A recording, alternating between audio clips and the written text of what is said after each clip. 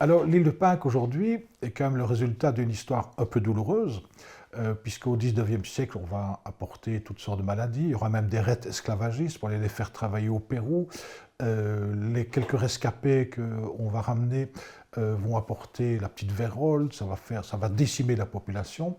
Il y aura des aventuriers qui vont vouloir exploiter l'île de Pâques, dont un Français qui portait le nom sinistre de Dutroux-Bornier, c'est un nom qui nous évoque quelque chose ici en Belgique, qui va vouloir se proclamer roi de l'île de Pâques et mettre tout le monde au travail pour faire une exploitation agricole.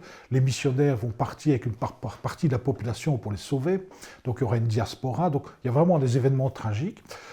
Pour finir, le Chili annexe l'île de Pâques en 1888, et avec l'idée, avec des eaux territoriales énormes, avec l'idée qu'ils vont pouvoir contrôler une partie du trafic international qui a traversé en diagonale le Pacifique, oubliant qu'on est en train de construire le canal de Suez et que le trafic international de bateaux ne va jamais passer par là. Pas Suez, pardon, le canal de Panama, lapsus. Mais c'est le même personnage, c'est le fameux Ferdinand de Lesseps qui a commencé les deux. Voilà, ça fait le lien entre les deux grands canaux. Et donc, le Chili s'est retrouvé avec une situation en disant qu'est-ce qu'on fait avec cette île de Pâques, et l'ont loué à une société écossaise qui faisait de l'élevage de moutons. Et ces Écossais, c'était un pays sans droit ni loi, l'île de Pâques, se sont installés comme des despotes là, et ont construit tout un rempart de barbelés autour du village principal que les missionnaires avaient constitué, sur la côte ouest. Ils vont avoir un bail de 50 ans.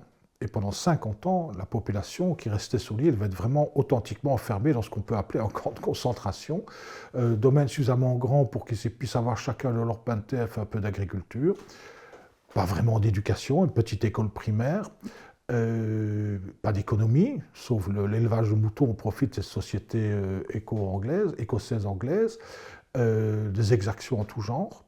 De la lèpre non soignée, une léproserie. D'ailleurs, les gens récalcitrants, le médecin de la compagnie les déclarait malades de la lèpre, comme ça on les mettait à la léproserie, la chose était réglée. Donc c'était vraiment une période assez sinistre. Ça a achevé de détruire une bonne partie. Et c'est pendant cette période-là qu'Eyerdal passe à l'île de Pâques d'ailleurs, et que les Pasquans lui montrent les grottes secrètes. Donc ces gens sont tellement acculés dans une récession culturelle inimaginable qu'ils ont tous ces systèmes d'autodéfense qui est la base même de la culture d'aujourd'hui. Donc c'est des phénomènes extrêmement importants. Alors en 1955, le Chili renonce à renouveler le bail de cette compagnie qui va devoir en 3 mois évacuer ses 45 000 moutons de l'île de Pâques. Et les Pasquans vont redécouvrir leur île, ils n'ont plus la visiter pendant un demi-siècle, parce que les compagnies anglaises ne voulaient pas qu'ils chippent des moutons, qu'ils les mangent, etc. etc., etc. Donc c'était une période sinistre. C'est d'ailleurs pendant cette période-là aussi qu'en 1934, il y a eu cette fameuse expédition franco-belge qui a permis de ramener une statue en Belgique. Et donc, voilà, en 1955, sur une population qui n'a, dans notre monde moderne, pas connu d'identité, pas de papier, pas de reconnaissance, pas de passeport, pas de possibilité de voyager, aucune économie monétaire, rien du tout. Et là, le Chili va commencer réellement à développer, ça va être lent au début, à développer cette île. Il y a toujours un ressenti très négatif aujourd'hui, parce qu'il faut savoir que 1955, c'est pas si vieux, et il y a encore des adultes aujourd'hui dont les parents, même s'ils sont morts aujourd'hui, ont très bien connu cette période-là, donc c'est encore très vivant dans la chair. Mais aujourd'hui, l'île de Pâques a une véritable autonomie culturelle. Et surtout, déjà fin des années 60, il y aura un premier vol commercial. Pendant longtemps, il y aura 1 ou 2 vols par semaine. Ces 20 dernières années, on est arrivé jusqu'à 2 vols par jour. Et donc, le tourisme est devenu la grande économie de l'île de Pâques. Aujourd'hui, à l'île de Pâques, d'un point de vue économique, et j'accepte le problème de la Covid, mais jusqu'à la crise de la Covid, l'île de Pâques a connu un boom économique hors du commun. Ils sont devenus très riches pour certains d'entre eux, les malins qui ont réussi à construire un hôtel à temps, acheter des voitures pour les louer, etc. Économie évidemment capitaliste avec les inégalités sociales que ça comporte. Il y a les laissés pour compte dans tout cela, les journaliers qui vont faire les chambres dans les hôtels ou qui vont faire les travaux de maçonnerie. Mais c'est vraiment un boom économique étonnant, mais ça a son prix. C'est entre 500 et 600-700 touristes qui débarquent chaque jour à l'île de Pâques, les 2 avions qui atterrissaient, c'est autant qui repartent. Alors, ce n'est pas une pression aussi incroyable qu'on le dit souvent ici en Occident, en disant « mais c'est une catastrophe, c'est le tourisme de masse ». Il y a la limite de 2 avions par jour. Et sur cette île, ce n'est pas une île où il n'y a pas d'atoll, il n'y a pas des belles plages. Il y a une plage qui est magnifique, mais il y a une petite plage de 600 mètres. Ce n'est pas la terre la plus incroyable pour aller faire de la plongée, etc. Donc, c'est un tourisme culturel. On reste 2-3 jours pour aller voir quelques monuments, et puis on repart dans le cadre d'un tour du monde, ou quand on visite le Chili, on fait vite l'aller-retour à l'île de Pâques. Et donc, il n'y a d'hôtel que dans la petite ville, le reste c'est une réserve naturelle, etc. Donc, la pression, elle existe, mais elle n'est pas si incroyable que ça. Évidemment, ces dernières années, il y a eu la Covid. L'épidémie n'a pas pris à l'île de Pâques, parce que le Chili a fermé à temps l'île de Pâques, mais pendant 2 ans et demi, il n'y a plus rien eu à l'île de Pâques. Plus d'avions. Donc plus d'économie, donc des faillites en cascade, avec un soutien financier du gouvernement chilien, mais ils sont en train de reconstruire. Donc on est reparti maintenant dans un développement touristique. Alors on se retrouve confronté à un double jeu, c'est qu'il y a une modernité absolue maintenant. Ils ont tous Internet, des ordinateurs, des grosses voitures, etc. Il y a plus de voitures que d'habitants maintenant sur l'île de Pâques. Il y a des routes macadamisées, tout ça s'est développé. Ils ont maintenant de l'eau de distribution, ils ont l'électricité, etc.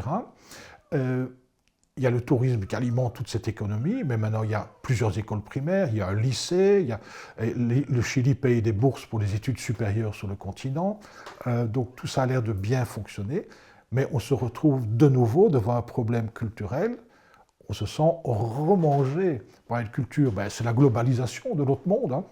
Et les touristes veulent un confort standard, international, ils veulent une alimentation sociale, enfin on connaît le problème partout dans le monde, et donc il y a de nouveau un sursaut identitaire qui est en train de se développer, qui est, je pense, une conséquence logique, mais qui est un peu problématique, parce qu'il y a une certaine intransigeance maintenant par rapport à l'étranger, certaines limitations, et dans l'immédiat, les recherches scientifiques, par exemple, du chef de non-polynésiens sont à l'arrêt.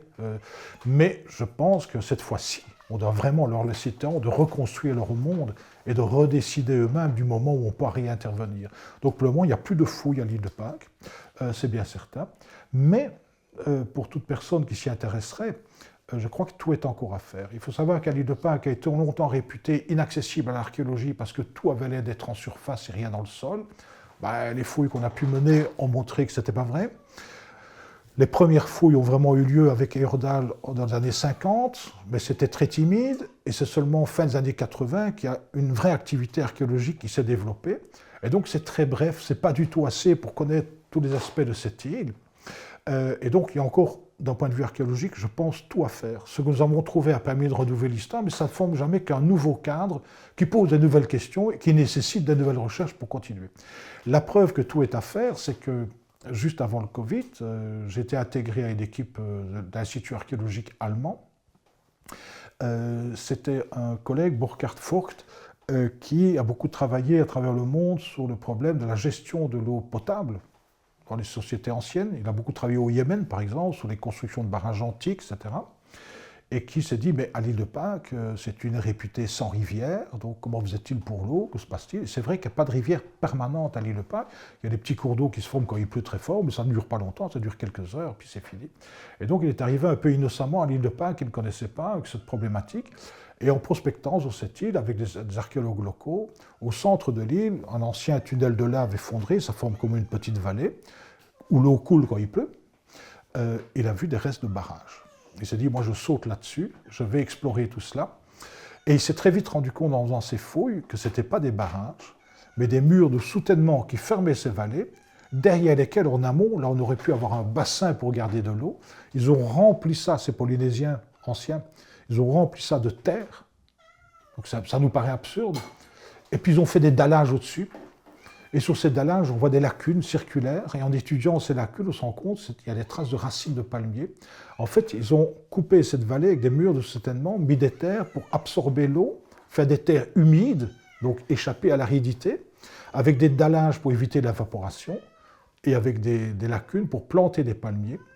Et donc, ils cultivaient des palmiers dans des terres humides comme cela. Mais clairement, c'est un site qui dépasse le simple côté utilitaire, parce que les dallages sont toujours sacrés en Polynésie, on ne met pas des galets pour n'importe quelle raison. Il y a quand même des tout petits canaux qui sont construits à travers les dallages. Et donc, ces petits canaux qui ne gardent pas l'eau, hein, il pleut, ça se remplit, mais c'est vite parti. On sait qu'ailleurs en Polynésie, il faut des petits bassins d'eau comme ça pour le tatouage des chefs, qui sont les seuls à avoir droit à cela. Il n'y a pas d'habitat sur ce site, donc il y a une petite cascade naturelle qui est alimentée uniquement avec pluie. Donc ils ont fait des encoches pour que ça se divise en deux, ils ont construit des petits bassins, ils ont fait des chemins d'allées pour y accéder, et on pense que c'est véritablement un site cultuel à part entière, totalement inédit, qu'on n'a jamais trouvé à l'île de Pâques, c'est quelque chose de tout à fait nouveau, dont on doit encore tout comprendre de la signification réelle. Mais on a vu que là aussi, c'est un site qui a traversé toute l'histoire de l'île de Pâques et que régulièrement, comme les monuments à statues, on reconstruisait le mur, on refaisait des dallages, on remettait de la terre, on refaisait des dallages en fonction des périodes. C'est le même processus de reconstruction perpétuelle. Donc c'est un site très complexe, inattendu. Alors, avec mon collègue allemand, on s'est dit, est-ce que c'est propre à l'île de Pâques, hein? On a un petit peu prospecté, on est tout début de nos travaux. On a retrouvé des choses moins spectaculaires, mais quand même comparables aux marquises, etc. Donc, il y a des choses à faire de ce point de vue-là, par exemple. Donc, on n'est qu'au début de la connaissance archéologique de tous ces mondes qui ont d'abord été détruits au XIXe siècle, souvent involontairement, hein, pas des maladies importées. Ce n'est pas des génocides au sens conscient du terme, mais le résultat est là. C'est un monde en pleine résilience, c'est quelque chose de très beau à voir, mais en même temps ça crée des problèmes, parce que ce n'est pas simple pour nous scientifiques d'interférer dans tout ce processus.